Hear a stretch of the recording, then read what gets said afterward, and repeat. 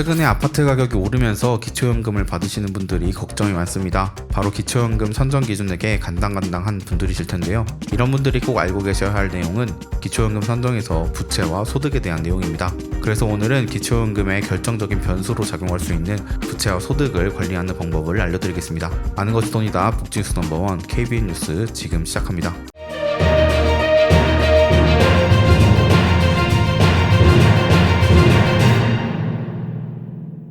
2024년 현재 기초연금은 신청인과 그 배우자의 소득과 재산, 그리고 부채까지도 모두 반영한 소득인정액이 단독가구 213만원, 부부가구 430만 8천원 이하면 단독가구 33만 4,810원, 부부가구는 53만 5,680원까지 받으실 수 있습니다. 하지만 기초연금 선정기준액에 근접하신 분들은 안정적인 수급을 위해 관리가 필요하신데요. 가장 먼저 소득을 관리하기 위해서 알아야 하는 정보에 대해서 알려드리겠습니다. 소득에는 기초연금 계산에 포함되지 않는 소득들이 있습니다. 이것을 알아야 소득인정액 계산을 보다 정확하게 할 수 있는데요. 첫 번째는 바로 실업급여입니다. 요즘 같은 고금리, 고물가 시대에 직장인 폐업이나 권고사직 등으로 일자리를 잃으시는 분들이 급속히 늘고 있습니다. 하지만 실업급여는 기초연금 계산 시 소득에 포함되지 않으니 안심하고 받으셔도 되고, 실업급여는 피부양자 자격과 지역 건보료에도 포함되지 않습니다. 두 번째는 주택연금과 농지연금입니다. 주택연금과 농지연금은 집과 농지를 담보로 받는 대출의 성격을 띠고 있으므로 소득에 포함되지 않고 오히려 매달 받은 연금의 합계만큼을 부채로 인정해서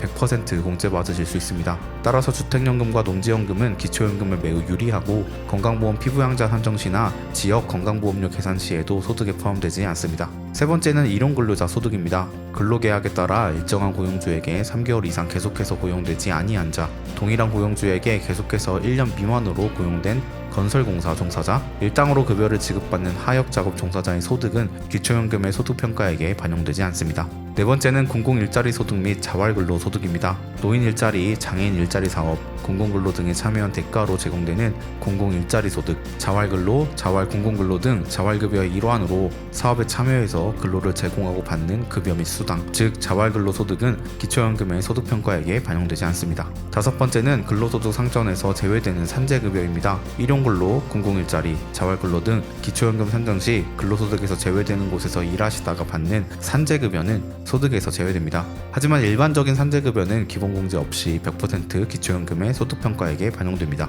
여섯 번째는 자녀에게 받는 생활비입니다. 자녀에게 정기적으로 받는 생활비, 즉 용돈은 기초연금 계산 시 소득에 포함되지 않습니다. 하지만 안 쓰고 모아서 목돈이 되면 금융재산에 포함될 수도 있으니 조심하시기 바랍니다. 일곱 번째는 장애인연금입니다. 장애인연금법에 의한 장애인연금과 장애인복지법에 의한 장애수당은 소득에 포함되지 않지만 국민연금법에 의한 장애연금은 소득에 포함된다는 점 꼭 기억하시기 바랍니다. 여덟 번째는 유공자 생활지원금입니다. 독립유공자에 관한 생활조정수당, 국가유공자에 관한 생활조정수당, 참전유공자에 관한 참전명의수당은 소득에 포함되지 않습니다. 그럼 지금부터 기초연금 수급을 위해 꼭 알고 계셔야 할 부채 관리 방법 5가지를 설명해 드리겠습니다. 부채의 종류 첫 번째는 금융기관의 대출금입니다. 금융기관의 대출금이란 말 그대로 제1금융권, 제2금융권, 그리고 대부업체 등을 포함하며 보험회사의 약관대출도 모두 포함됩니다. 그런데 이 대출금은 대출 용도와 무관하게 100% 부채로 인정받아서 공제받을 수 있습니다. 즉 대출을 받아서 사업자금으로 썼던지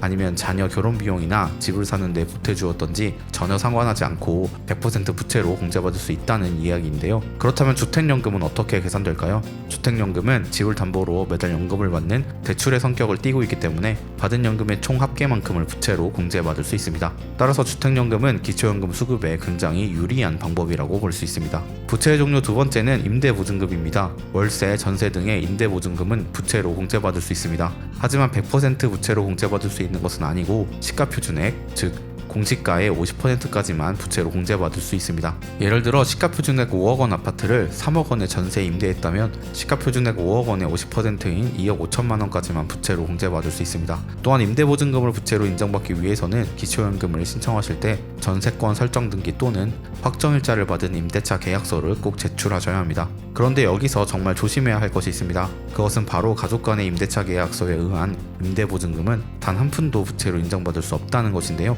그 이유는 기초연금 신청을 앞두고 가족 간의 임대보증금을 부풀리는 편법을 방지하기 위함입니다. 꼭 기억하시기 바랍니다. 부채의 종류 세 번째는 금융기관 외 대출금입니다. 국가보훈처, 주택공사 등의 공공기관 대출금과 군인공제외, 교직원공제외 등의 공제외 대출금, 그리고 캠코가 인수한 부실채권 등은 부채로 인정받을 수 있습니다. 부채의 종류 네 번째는 신용카드 미결제금입니다. 신용카드 미결제금의 부채 인정은 코로나19와 같이 갑작스러운 위기 상황 등으로 경제적 빈곤에 빠진 분들을 위한 조치이긴 하지만 모두 부채로 인정받을 수 있는 것은 아니고 3개월 이상 연체한 50만 원 이상 미결제금에 대해서만 부채로 공제받을 수 있습니다. 그런데 여기서 한 가지 조심하셔야 할 것은 카드론, 현금 서비스 등의 단기 신용대출의 연체는 부채로 인정받을 수 없다는 것입니다.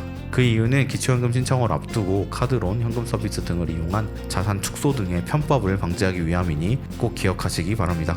부채의 종류 다섯 번째는 가족 간의 부채입니다. 가족 간의 부채, 그 중에서도 가족 간의 차용증에 의한 부채는 원칙적으로 부채로 인정되지 않습니다. 단 법원 판결로 확인된 개인 간의 부채는 예외적으로 공제받을 수 있습니다. 참고하시기 바랍니다. 오늘은 기초연금 계산 시 중요한 부채와 소득에 대해서 알아보았습니다. 기초연금이 40만 원을 바라보는 이 시대에 소득과 재산을 잘 관리하셔서 기초연금 꼭 받으시기 바랍니다. 영상 유익하셨다면 구독과 좋아요, 알림 설정 부탁드립니다. 아는 것이 돈이다. 지금까지 복준수 넘버원 KBN 뉴스 윤석호 기자였습니다.